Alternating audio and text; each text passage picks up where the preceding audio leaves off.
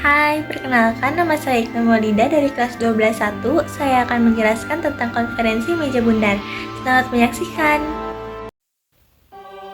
Setelah Indonesia memproklamasikan kemerdekaan pada 17 Agustus 1945, Belanda berusaha merebut kembali kekuasaan dengan melancarkan agresi militer pada 1947 dan 1948. Namun, tekanan dari dunia internasional, terutama PBB dan Amerika Serikat, memaksa Belanda untuk berunding dengan Indonesia.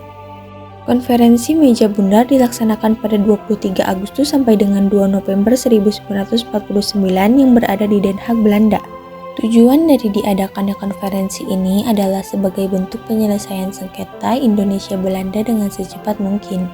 Indonesia menginginkan agar penyerahan kedaulatan ke negara Indonesia Serikat atau NIS sesuai dengan kesepakatan Renville berjalan lancar, sepenuh hati dan tanpa syarat. Para pihak yang terlibat dalam KMB juga berupaya sengketa antara Indonesia dan Belanda sesegera dan seadil mungkin.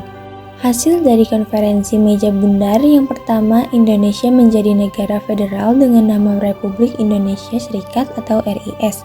Yang kedua, hutang bekas pemerintah Hindia Belanda ditanggung oleh RIS. Yang ketiga, RIS dan Kerajaan Belanda bergabung yang merupakan Uni Indonesia Belanda di bawah Ratu Belanda sebagai kepala uni.